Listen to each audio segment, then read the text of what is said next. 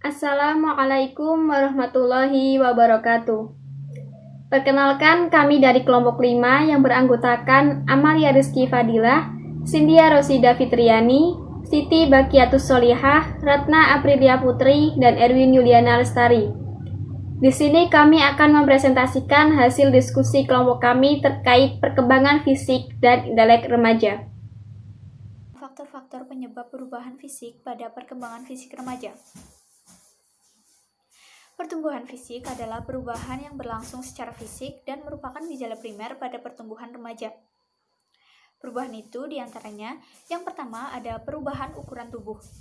Selama 4 tahun, pertumbuhan tinggi anak akan bertambah 25% dan berat badan naik sekitar 2 kali lipat. Pada anak laki-laki, akan mencapai tubuh orang dewasa pada saat usia 19-20 tahun, sedangkan untuk perempuan pada usia 18 tahun. Selanjutnya yang kedua ada perubahan proporsi tubuh. Perubahan ini dapat terjadi baik di dalam maupun di luar tubuh anak. Selanjutnya yang ketiga ada ciri kelamin primer atau yang utama, yaitu memasuki masa remaja, alat kelamin sudah mulai berfungsi. Pada anak laki-laki, biasanya pada usia 14 tahun atau pada saat dia pertama kali mengalami mimpi basah. Pada anak perempuan, biasanya pada usia 13 tahun atau pada saat dia mengalami pertama kali menstruasi. Selanjutnya, yang terakhir atau yang keempat ini ada ciri kelamin sekunder atau yang kedua. Ciri kelamin inilah yang membedakan bentuk fisik antara laki-laki dengan perempuan. Misalnya yaitu pada perempuan, suara semakin nyaring, pinggul lebih lebar daripada bahu. Sedangkan untuk laki-laki, suaranya semakin membesar dan bahunya lebih lebar daripada pinggul. Untuk faktor penyebab atau penyebab perubahan fisik pada masa remaja ini, itu disebabkan karena dua kelenjar yang aktif bekerja dalam sistem endokrin.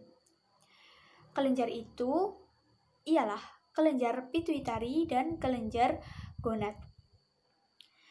Kelenjar pituitari ini terletak di dasar otak dan mengeluarkan dua hormon yang erat hubungannya dengan perubahan masa remaja. Kedua hormon itu adalah hormon pertumbuhan yang menyebabkan terjadinya perubahan ukuran tubuh dan hormon gonadotropik atau sering disebut hormon yang merangsang kelenjar gonad agar mulai aktif bekerja.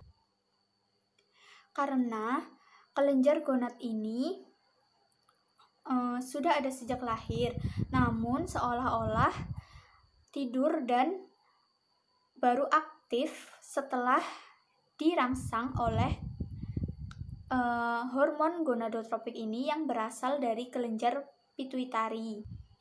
Nah, setelah tercapai kematangan alat kelamin, maka hormon gonad atau kelenjar gonad ini akan menghentikan aktivitas hormon pertumbuhan.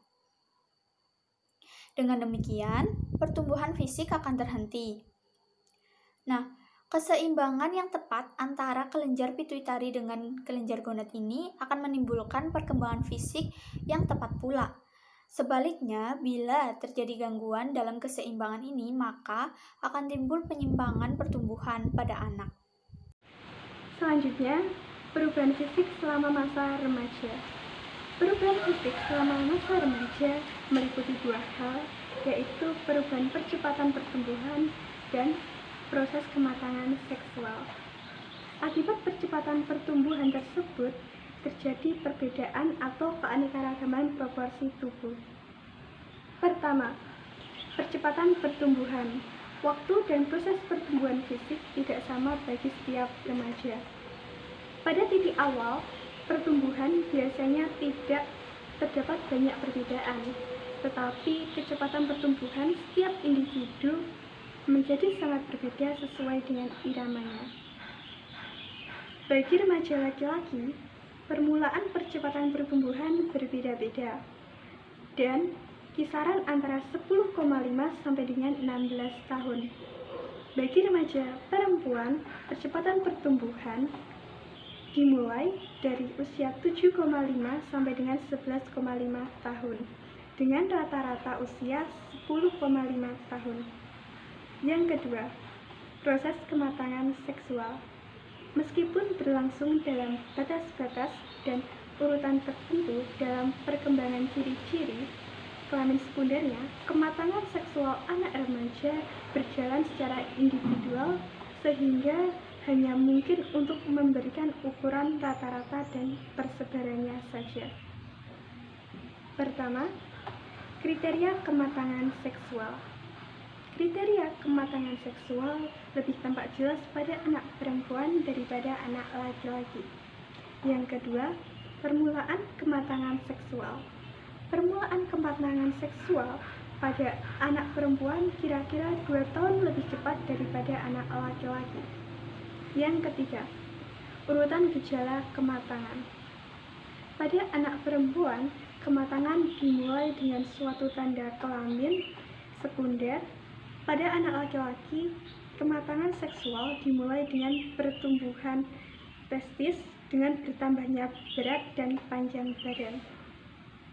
Kekuatan tubuh juga bertambah. Pada anak laki-laki, selain pertambahan berat karena pertumbuhan kerangka, pertumbuhan dan penguatan urat daging dan otot juga merupakan penyebab yang penting. Selanjutnya, ada keragaman perubahan proporsi tubuh. Pada masa kanak-kanak, bentuk tubuh tidak terlalu terlihat perbedaannya. Namun, pada masa akhir kanak-kanak menuju masa remaja, perbedaannya antara anak laki-laki dan juga perempuan semakin terlihat jelas. Pada anak laki-laki, cenderung menuju ke bentuk tubuh yang mesomorf, menjadi kekar dan berat, sedangkan pada anak perempuan cenderung menuju ke bentuk tubuh yang endomorf, menjadi gemuk dan berat, atau juga bisa ke bentuk tubuh ektomorf, menjadi kurus dan juga bertulang panjang. Namun ada kemungkinan juga pada anak laki-laki mereka akan tumbuh ke bentuk tubuh yang endomorf dan ektomorf. Begitu juga sebaliknya pada anak perempuan dapat tumbuh ke bentuk tubuh mesomorf. Selanjutnya, faktor-faktor yang mempengaruhi pertumbuhan fisik. Yang pertama ada faktor keluarga. Faktor ini meliputi faktor keturunan dan faktor lingkungan. Karena keturunan, seorang anak dapat lebih tinggi dan panjang dari anak lainnya jika ayah, ibu, atau kakeknya ini tinggi dan panjang. Sedangkan faktor lingkungan ini akan membantu menentukan tercapai atau tidaknya perwujudan potensi keturunan yang dibawa oleh sang anak. Yang kedua ada pengaruh gizi.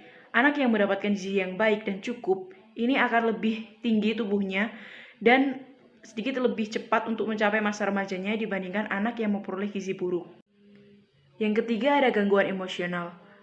Anak yang sering mengalami gangguan emosional ini akan mengalami terbentuknya steroid adrenal yang berlebihan yang berakibat pada berkurangnya pembentukan hormon pertumbuhan pada kelenjar pituitari sehingga anak ini akan mengalami hambatan pada masa awal pertumbuhan dan tidak tercapainya berat tubuh yang seharusnya. Yang keempat ada jenis kelamin.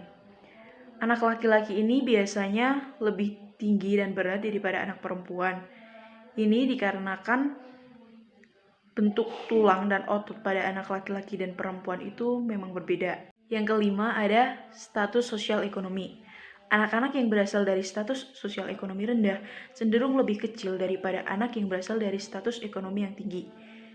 Kemudian, anak yang berstatus ekonomi tinggi itu dapat terpenuhi kebutuhan primernya dibandingkan dengan anak-anak yang berstatus ekonomi rendah, mereka tidak dapat memenuhi kebutuhan primernya secara memadai. Yang keenam, ada kesehatan. Anak-anak yang sehat dan jarang sakit biasanya akan memiliki tubuh yang lebih berat daripada anak-anak yang sering sakit-sakitan. Kurangnya perawatan kesehatan, kemudian cara makan yang salah dalam artian tidak memperhatikan keseimbangan gizi dan juga vitamin juga akan menyebabkan tubuh itu mudah sakit. Yang ketujuh, pengaruh bentuk tubuh. Bentuk tubuh mesomorf, endomorf, dan juga ektomorf akan mempengaruhi besar kecilnya bentuk tubuh pada anak. Misalnya, anak yang memiliki bentuk tubuh mesomorf akan lebih besar daripada anak yang memiliki bentuk tubuh endomorf dan juga ektomorf. Perubahan psikologis juga dapat terjadi sebagai akibat dari perubahan fisik. Yang paling besar pengaruhnya pada perubahan psikologis pada diri remaja adalah pertumbuhan tubuh, di mana tubuh akan menjadi lebih besar, tinggi, dan juga panjang. Mulai berfungsinya alat-alat reproduksi, dan tubuhnya tanda-tanda kelamin sekunder. Karena adanya perubahan fisik itu akan menyebabkan kecanggungan pada diri remaja, karena mereka harus menyesuaikan diri dengan perubahan-perubahan yang terjadi pada dirinya. Selanjutnya, saya akan menjelaskan mengenai pengertian intelek dan intelijensi. Yang pertama, pengertian intelek dalam Kamus Besar Bahasa Indonesia diartikan sebagai daya atau proses pemikiran yang lebih tinggi yang berkenaan dengan pengetahuan, daya akal budi, serta kecerdasan berpikir. Maksud dari intelek di sini yaitu hanya penekanan pada proses pemikirannya saja. Yang kedua ada intelijensi.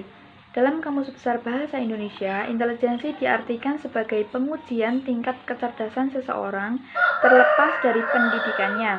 Maksudnya di sini yaitu pengukuran tingkat intelektual yang dapat dilihat dari berbagai sisi yang melekat pada dirinya, baik kecerdasan akademis, psikis, psikologis, maupun sosial.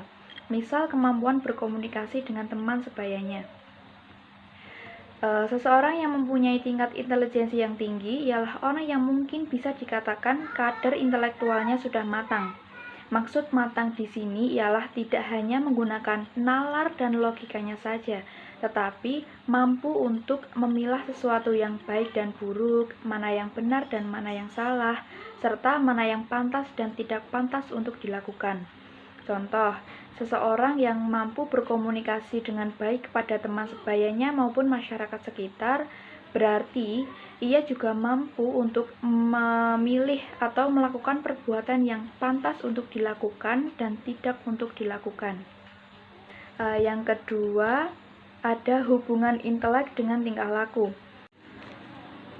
Tingkat kecerdasan seseorang berpengaruh pada pola pikir dan perilaku. Karena perilaku dipengaruhi oleh adanya perintah dari otak sebagai pusat kendali dari gerak anggota tubuh. Kemampuan abstraksi akan berperan dalam perkembangan kepribadian. Maksud dari kemampuan abstraksi di sini yaitu kemampuan berpikir dengan pendapat sendiri, belum menyertakan pendapat orang lain dalam penilaiannya. Hal ini menyebabkan kekakuan dalam berpikir maupun bertingkah laku. Misal, timbul perasaan seperti diamati oleh orang karena pada masa remaja, persoalan perkembangan fisik dirasakan sangat mencekam dirinya dan beranggapan bahwa orang lain tidak puas dengan penampilan dirinya. Yang selanjutnya ada karakteristik perkembangan intelek remaja. Yang pertama ada kemampuan berpikir yang abstrak. Maksudnya yaitu kemampuan membayangkan atau menggambarkan peristiwa yang secara fisik belum tentu selalu ada. Yang kedua ada mampu membuat sebuah hipotesis dalam memaknai arti pesan simbolik untuk memecahkan persoalan-persoalan yang dihadapi. Seorang remaja dapat mempertimbangkan banyak kemungkinan yang didapat dari membaca alam sekitar dan lingkungan sosial yang dilihat dan didengarnya. Kemudian, dari hipotesis yang didapat, ia dapat menarik kesimpulan yaitu menemukan hasil yang logis dari peristiwa yang telah terjadi. Selanjutnya, faktor yang memengaruhi perkembangan intelek. Menurut Andi Mapir, terdapat 3 hal yang memengaruhi perkembangan inteligensi. Yang pertama, bertambahnya informasi yang disimpan di dalam otak seseorang sehingga ia mampu berpikir reflektif. Yang kedua, banyaknya pengalaman dan latihan-latihan dalam memecahkan masalah, sehingga seseorang dapat berpikir rasional. Dan yang ketiga, adanya kebebasan berpikir, sehingga mendorong keberanian seseorang dalam memecahkan masalah dan menarik kesimpulan yang baru dan benar. Selain itu, pengalaman sekolah dan lingkungan turut mempengaruhi perkembangan intelek. Yang pertama, peran pengalaman dari sekolah terhadap inteligensi. Sekolah memberikan dampak besar terhadap inteligensi seseorang. Hal ini selaras dengan hasil penelitian yang dilakukan oleh Wellman terhadap 50 anak, di mana hasil penelitiannya menunjukkan bahwa anak yang mengalami prasekolah sebelum sekolah dasar mempunyai IQ yang lebih besar dibanding anak yang tidak mengalami prasekolah. 2. Pengaruh lingkungan terhadap perkembangan inteligensi. Dalam hal ini, lingkungan dibedakan menjadi dua, yaitu lingkungan internal dan lingkungan eksternal. Lingkungan internal meliputi segala hal yang terdapat dalam diri seseorang, seperti kemauan, kemampuan, rasa ingin tahu, serta kepekaan. Adapun lingkungan eksternal berarti lingkungan yang terdapat di luar diri mereka. Dalam hal ini dapat dibagi menjadi lingkungan keluarga, lingkungan tetangga, dan lingkungan sekolah, di mana lingkungan eksternal berupa kondisi keluarga, terutama interaksi di rumah, memberikan sumbangan terbesar bagi perkembangan inteligensi remaja, karena rumah memberikan banyak waktu dan ruang bagi seorang remaja dalam pemenuhan kebutuhannya. Yang selanjutnya, implikasi perkembangan intelek remaja terhadap penyelenggaraan pendidikan.